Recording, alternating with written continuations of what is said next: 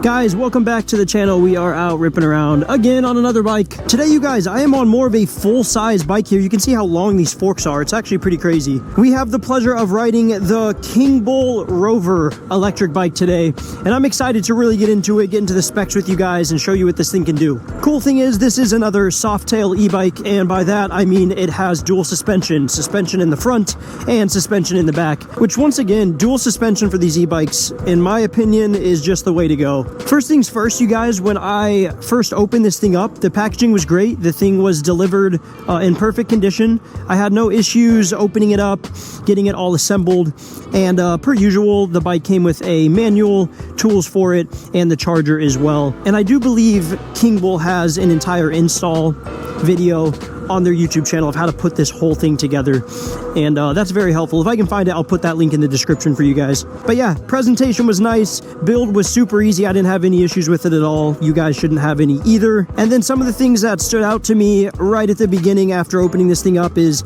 it does have very good hydraulic brakes on it. It also has a nice little vertical display here that's very simple and has a good look to it. And another thing I wanted to go over with you guys really quick is how it's set up. It's very simple. You have your battery bar at the very top there to tell you how much charge you have. Beneath that, you are going to have your speedometer telling you how fast you are going. Above that, there's kind of a circular bar that goes up and around, and that's almost like an RPM gauge.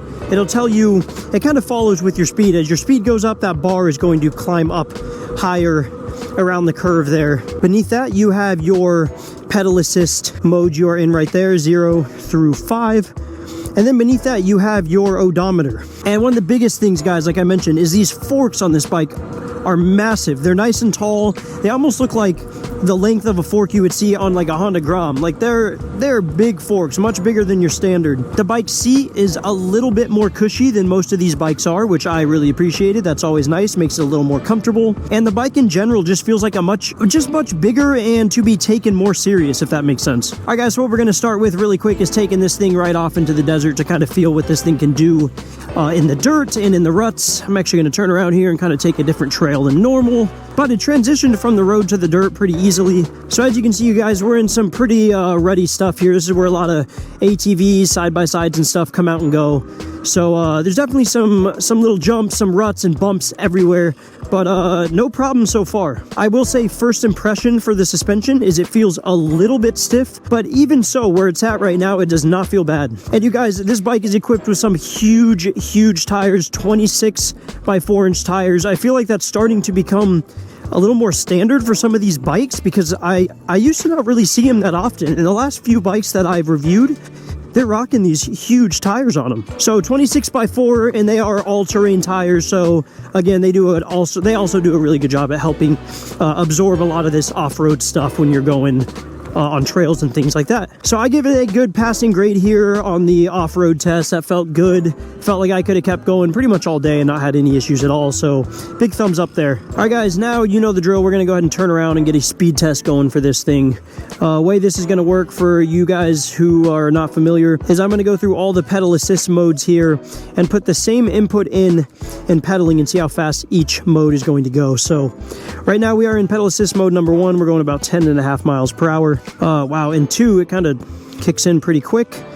Now we're going about 15 miles an hour, just under. Pedal assist number 3, looks like we're going to touch just shy of 19 miles per hour. Pedal assist mode number 4, we're getting this thing going about 23.5 miles per hour. And now we're going to get it to pedal assist 5. That is the last pedal assist mode on this bike. And this is the one that would take you to its full speed, which is about 28 miles per hour right there, almost 29. I'm going to give it some pedaling and see how fast we can get this thing to actually go. Looks like we already passed 30 miles an hour. We hit 31 miles an hour there. So this thing can definitely get going. 31 miles per hour for the top speed. Not bad at all for the Kingbull Rover. For the Kingbull Rover, they decided to take a more simplistic route with the controller here on the left side. It's real simple, just has a power button and a plus and minus button for shifting through your pedal assist modes. Nothing wrong with it. I like the ones that you at least have an option to click through a couple other things, like an info button or something. but this definitely gets the job done and is a good simple look. The bike is also equipped with a Shimano 7-speed derailleur, which is pretty standard for most of these bikes, but it's always a good one. Shifts nice and smooth, no issues there at all. And the bike is equipped, if you haven't caught on yet, with a twist throttle on the right side. All right, you guys, what we're going to do is pull over here and give you guys an entire rundown on the specs and give you some close-up B-roll shots of the Kingbull Rover. All right, you guys, this is it. This is the Kingbull Rover. You can see it has a very aggressive look to it. Looks very nice. The tires look really nice with the white painted letters. It just looks really good. For the battery, you guys, on the Kingbull, it is a 48-volt, 17.5 amp-hour battery. It's going to get you close to 60 miles or up to 60 miles of range on a full charge. It really just depends on what type of riding you're doing and how aggressive you are on the throttle and pedal assist modes and things like that. The Kingbull is also equipped with keys here for your battery if you want to take the battery out and charge it inside, or if you're going to park this outside and you want to pull the battery out for security purposes. It has one main key and one spare key. It's always a good feature. The frame is 6061 aluminum alloy, so this bike is all considered pretty light for what it is, and it's still very, very sturdy. I like the look of it, how it kind of sits up higher with these really long forks. It just looks aggressive and has a very unique look to it. Payload for this thing is up to 440 pounds. I think it's between 400 and 440 pounds. I think they kind of put both numbers on their website for it. So somewhere in there is going to be your weight limit, but I mean, 400 pounds is already a lot of weight to put on this bike, so it's very impressive that that thing can pull it around. The motor in the back is a 750 watt motor, and it's pushing 80 Nms of torque, so this thing does have some get up and go, and it feels really good when you have pedal assist on, especially on the highest mode. This thing really gets up and goes. And with that being said, the motor is capable of putting out 1,000 watts peak. So again, it does have some power and it will get you going. The Kingbull Rover is recommended for riders anywhere from about 5'5" to 6'6". Not to say you couldn't make it work if you're shorter or taller, but that is their recommended range for any of you guys wondering. As you guys saw, the Kingbull Rover is capable of doing 31 miles per hour, more like 28 miles per hour if you're doing just the twist throttle or just pedal assist. But I got it over 31 miles per hour with pedal assist and putting a little bit of oomph behind it, but it got the job done, and over 30 miles per hour for an e-bike is pretty impressive. The tires, you guys, these things are huge. CST BFT 26x4-inch tires. You inflate them to about 30 psi, and I mean, you can see these things are massive. And like I said, I love the white wall look, how they painted the letters. It stands out, it pops, it has a great look to it. The Kingbull Rover is also equipped with a very powerful light here in the front. Huge, has a good look. It's actually the most solid light I've felt on any e-bike I've owned. We'll turn it on here for you guys to see. It's kind of hard to see in the day, but that thing, it is very bright. And all you do to turn your headlight on and off is hold your plus button on the controller, and that'll toggle your light on and off. The Kingbull Rover comes with a 2-year warranty when it is purchased from Kingbull's website, so keep that in mind.